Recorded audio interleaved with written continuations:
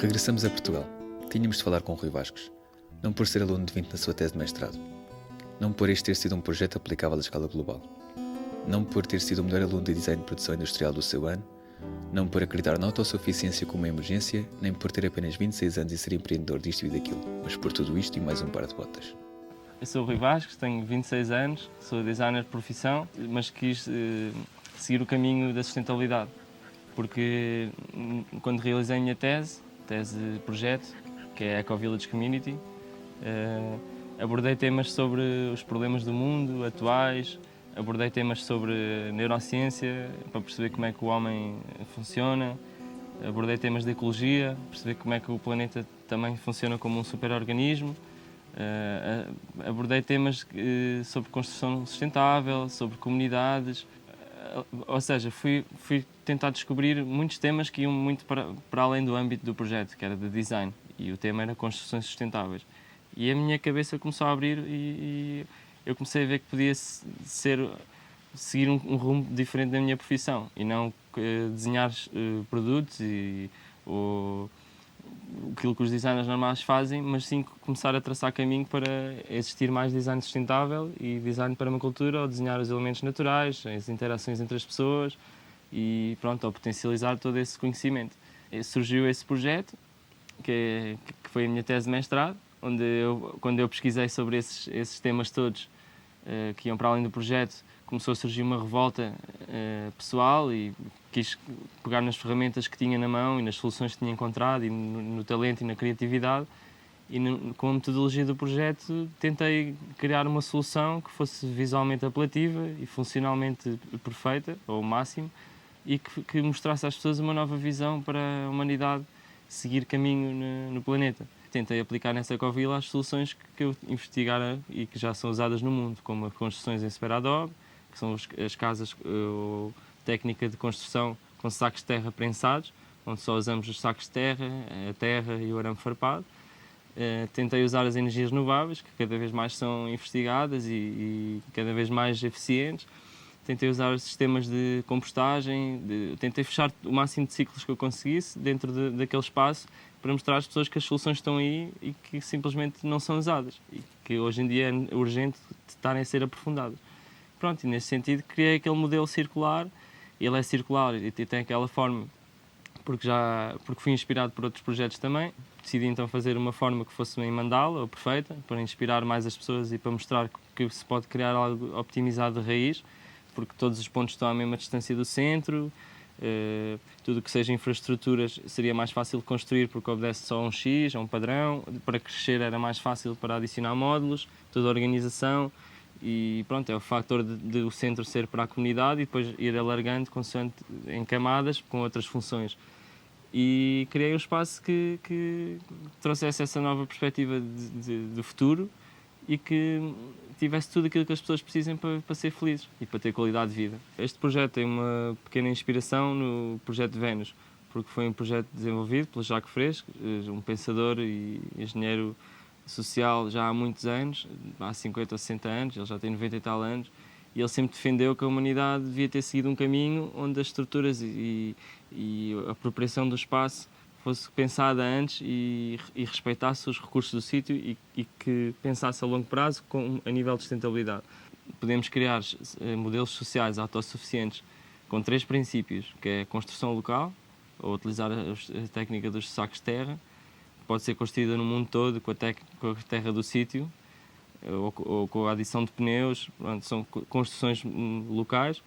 A produção local de recursos, desde a agricultura biológica, ao aproveitamento das águas, ao aproveitamento energético do local e até de matérias-primas para fazer arte e artesanato, tudo do local. E a terceira é a autossuficiência energética, tentar ao máximo não depender da energia de outros sítios e aproveitar ao máximo. Pronto, e com estes 3 conceitos, eu chamei-lhe uma Smart Village, que é o conceito que eu ando a aprofundar, porque não existe ou não tem sido aprofundado. E o objetivo era mesmo mostrar e alertar e também, pronto, consciencializar para a mudança das mentalidades, para as pessoas verem que há outros caminhos, que há outras hipóteses, que não precisam, que o mundo não é assim como lhes dizem desde pequeninos e que nós podemos criar o nosso futuro e os nossos recursos, a nossa energia. Visto que nem todos os terrenos e nem todas as regiões têm todos os recursos ou os recursos necessários para que tudo isto aconteça, foi nesse sentido que eu me debrucei ultimamente pelo tema da permacultura e do design de permacultura, que é saber chegar a um local, e isso é que para mim tem mais valor agora, e conseguir observar esse local profundamente, estar no mínimo um ano a observar todas as estações, os ciclos do sol, do vento, das águas, os declives, os terrenos, as matérias-primas, as pedras, a terra, e daí então conseguir tentar perceber o que é que falta, o que é que podemos fazer com o material que está ali e como é que podemos capacitar, não é capacitar, como é que podemos potenciar aquilo que já existe, ainda mais, com pequenos truques, com sinergias, com as técnicas de permacultura. O bom permacultor é aquele que está relaxadinho na sua vida e tem o seu sistema a funcionar e não se preocupa com grande coisa porque ele criou um ciclo que funciona com sinergias e com ecossistemas que se autorregulam e ele só vai lá e colhe aquilo que é benéfico. Para mim, o caminho a seguir é mesmo o caminho de explorar novos modelos económicos, de explorar novas formas de tomar decisão em grupo, como sociocracia, novas formas de comunicação de grupo também. E eu acho que já há algumas ferramentas que têm sido utilizadas, principalmente na Europa e noutros países e países em desenvolvimento, que visam um outro sistema, com menos dinheiro, onde as pessoas possam confiar mais nelas, nos próximos, e possam cooperar mais, possam realizar mais trocas benéficas e serviços, ou mesmo moedas locais, que também já estão em teste em muitos sítios do mundo, para serem, irmos substituindo aos poucos aquilo que nos vai aprisionando a todos os dias, que é o dinheiro. Porque o dinheiro para mim continua a ser a maior ilusão de todas, porque nos dizem e nos impingiram e todo o mundo funciona com a base do dinheiro. Para mim já foi uma das melhores ferramentas e quando apareceu foi excelente, é uma unidade de troca, sempre foi bom para o ser humano, até há uns centenas de anos atrás, em que tem sido usado e manipulado e virtualizado numa direção que quem tem acesso a essa faceta faz o que quer e quem não tem acesso continua a ser escravo e é assim que vai funcionando o sistema e por isso é que eu me entreguei a esta missão de vida e quero ensinar o máximo de pessoas possíveis a não dependerem do dinheiro e dependerem mais delas próprias, dos próximos e dos seus sonhos. Cada local é único e tem as suas condições, os seus materiais, é preciso sempre um levantamento prévio e este estudo sobre os recursos e sobre as interações entre esses recursos da permacultura para poder depois então desenhá-lo e saber o que é que devemos de fazer. No caso de faltar matérias-primas ou recursos, temos sempre que procurar o mais próximo possível das redondezas e tentar fazer trocas ou intercâmbios entre as pessoas que estejam interessadas. Temos aqui a nossa pasta milagrosa, que é terra, argilosa, areia e palha, combinadas na dose certa, fazem o nosso material de construção. Por exemplo, em sítios onde não existe terra cultivável, terra arável, podemos sempre criar fertilizantes naturais a partir da compostagem, de restos de cozinha, de matéria orgânica seca ou em deterioração, ou mesmo da utilização de casas de banho secas e composto animal ou humano, para através desse processo, ao longo de 6 meses, podemos começar a criar a terra para produzir e criar o início de um outro ciclo, que é o ciclo da produção, onde quanto mais produz, mais terra podemos produzir para fertilizar naturalmente. Como, por exemplo, se não tivermos água, podemos criar reservatórios de água, podemos criar lagos, podemos criar caminhos que façam com que a água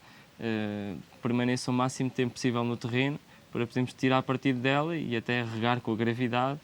E há sempre maneira de nós obtermos os recursos naturais porque eles são abundantes e nós só temos que saber recolhê-los e aproveitá-los. A solução, eu penso que é sempre um conjunto de soluções, porque não há uma solução para tudo. E neste caso, para o dinheiro, a solução, eu não sei dizer qual é a solução concreta, nós ainda estamos à procura dela, mas passa muito por isso, pelos modelos de partilha, pelos modelos de intercâmbio, pelos modelos de troca justa, pelos modelos de harmonia e de cooperação e também de bom senso e da confiança das pessoas. Quando eu falo em trocas e em sistemas de partilha e de dádiva, não quer dizer que seja algo sempre espontâneo. Isto são modelos que podem ser criados com regras prévias e que funcionem tal como funciona o nosso sistema, mas em vez do dinheiro temos serviços que são trocados por outros serviços. Ou temos bens que têm um determinado valor num sítio e noutro sítio têm outro determinado valor porque não existe tanto. Há uma relação entre raridade e abundância